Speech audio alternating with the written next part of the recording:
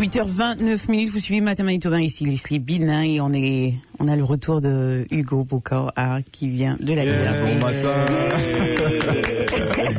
On est trop content de le revoir, c'est pas possible. Il a trop duré en vacances, sérieusement.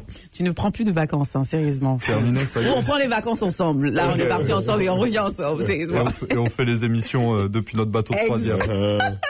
Ça, c'est clair. Non, on va pas faire ça. Non. On parle de plaintes. On sait que la province veut être bilingue. Oui. On parle encore des langues. Et ici, vous avez écrit un article qui est intitulé « Les plaintes repartent à la hausse 2024-2025 ». C'est ça. C'est un texte de Jonathan Sema. Donc, on parle du rapport du commissariat aux langues officielles pour l'année, du coup, 2024-2025, où le commissariat a enregistré 1163 plaintes contre 847 l'année passée. Donc effectivement, il y a une augmentation. C'est la majorité des plaintes, elles concernent les communications avec le public, les prestations de services, etc. Donc toutes les provinces ont un certain nombre de plaintes. Au Manitoba, on en compte 18. Donc Jonathan, il s'est entretenu avec Raymond Théberge, le commissaire aux langues officielles, pour parler un petit peu des inquiétudes, notamment vis-à-vis de l'IA et aussi des manquements de la commission sur l'état d'urgence qui avait publié une enquête sur les convois de la liberté à Ottawa en 2022. Donc le rapport qui a été publié là, il met de l'avant certains manquements, notamment dans leurs obligations linguistiques. Et puis voilà, et effectivement, vous trouverez dans l'article un petit encadré où le commissariat et le commissaire saluent la démarche de la province là du Manitoba pour devenir une province véritablement bilingue. On a du chemin à faire. Est-ce que les gens se plaignent du fait qu'on n'ait pas vraiment de service en français? C'est ça. C'est principalement, il dit que la vaste majorité des plaintes qui sont déposées concernent les manquements au fait français et pas à l'anglais, effectivement. Waouh. S'il y a déjà des manquements, on imagine la province devenir véritablement bilingue, ça sera pas aujourd'hui. Ça va prendre du temps, ouais. mais en tout cas, la démarche est saluée de partout, par les organismes communautaires et aussi du coup par le commissariat aux langues officielles. Ça fera de nous la deuxième province au Canada à être bilingue, si on est bilingue, hein, ouais. Après le Nouveau-Brunswick. Le Nouveau-Brunswick, ouais. Wow. On part on est toujours à Saint-Boniface, un symbole de guérison et de transmission.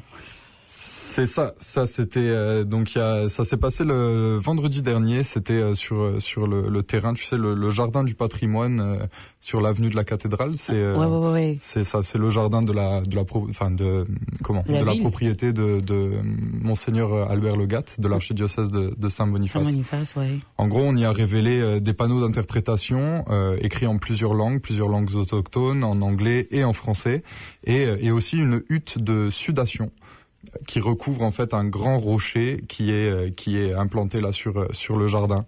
C'est tout ça s'est fait dans le cadre d'un projet de collaboration entre le Murdoch Mackay Collegiate et l'archidiocèse de Saint-Boniface. Donc en fait, ce sont des élèves qui ont créé pendant près de 3 mois la structure pour accueillir une hutte de sudation. Oh, okay. Donc c'est un pas, c'est un grand pas sur le chemin de la réconciliation. Ça prouve aussi une volonté de l'Église de faire ce travail-là. Surtout quand on connaît l'histoire avec l'Église et les communautés autochtones. Absolument. Et la hutte de sudation. Donc pour la petite histoire, il y avait sur place Clayton Sandy, qui est un aîné autochtone et qui a pris part un petit peu au projet. Il a notamment passé beaucoup de temps avec les élèves pour leur expliquer un petit peu tout le contexte autour de ça.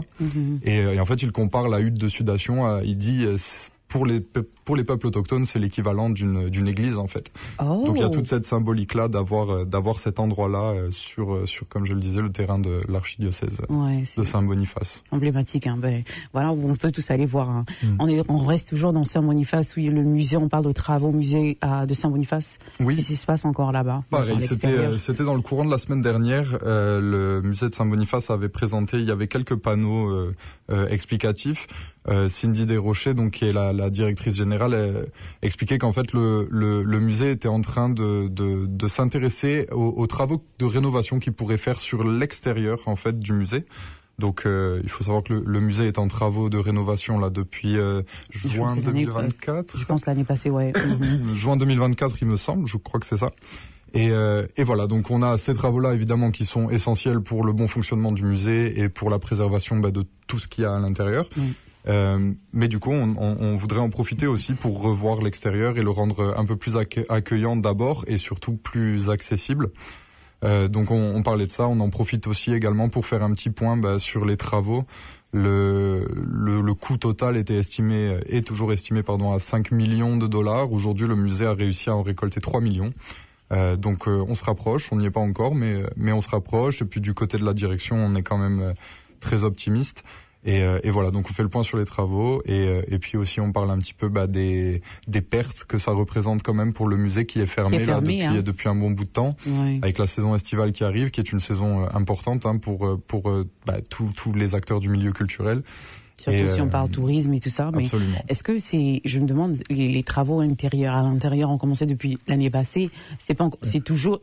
L'intérieur est toujours en travaux ? L'intérieur est toujours en travaux. Cindy Desrochers m'expliquait qu'il devrait pouvoir commencer donc les travaux de rénovation pour tout ce qui touche à la chaufferie, à la climatisation et tout ça dans le courant du mois de juillet. Elle me dit que pour l'instant, on touche du bois, mais tout se passe comme prévu. Et voilà. Et tant qu'on a les fonds nécessaires, il devrait pas y avoir trop de retard ou de difficultés. Ouais, parce qu'on a que 2 mois restants. Bon, enfin après, ça, on parle de l'été. Mais on va terminer avec on parle de recherche ici au Manitoba. Ouais. De quoi il s'agit sur ce plan-là ? Donc la province a annoncé 5 millions de dollars supplémentaires pour la recherche au Manitoba. Donc on fait passer le budget total de 12 924 à 18 954 millions. Et c'est une très bonne nouvelle pour la docteure Julie Lajoie, qui est chercheuse et professeure adjointe au département de microbiologie de l'Université du Manitoba. Ces investissements-là, ils sont importants parce que ça permet de ramener le Manitoba un peu plus haut un peu plus haut dans le tableau, je dirais, des autres provinces en termes de ce qu'on investit dans la recherche. Et aussi, il y a tout cet enjeu là qui est très récent et qui date de l'élection de Donald Trump, mais attirer les cerveaux ici au Manitoba. Il faut donner aux chercheurs manitobains aussi les moyens de faire avancer la science, les technologies. L'ambition, c'est de devenir un petit peu des leaders dans la recherche. La recherche, est-ce qu'elle est basée sur quelque chose de spécifique ou c'est la recherche en général ? Non, c'est de l'argent pour la recherche en général. À vrai dire, les détails de ces 5 millions-là, en tout cas la façon dont ils vont être dispatchés et tout ça, n'ont pas encore été communiqués. Mais l'ambition, elle est claire, hein, c'est de faire du Manitoba, un petit peu la tête de proue de la recherche au Canada. Mais il reste encore évidemment pas mal de défis, notamment il y a un cap aujourd'hui sur le nombre d'étudiants étrangers que la province peut accueillir, et puis évidemment plein d'autres choses dont je parle avec Julie Lajoie dans cet article. En plus, ça a été écrit par toi, super. On va vous ramener, vous les auditeurs, à aller sur La Liberté. On peut aller sur le site où on peut avoir le journal en papier et puis lire là-dessus. L'édition numérique aussi. Ouais, merci beaucoup Hugo, et merci. Puis bon retour. Oui, je suis très content. Je suis très content de vous revoir. Vous avez bonne mine. On a bonne mine. Toi aussi. Je sais pas si les auditeurs ont entendu Mathias chanter, mais ils entendent Mathias chanter. On entend Mathias chanter tous les jours. Je suis pas sûre qu'ils adorent ça, mais bon. Ils n'ont pas le choix. Excusez-moi. On part en musique. C'est quoi? Non. Wow. I'm cutting you off. Goodbye.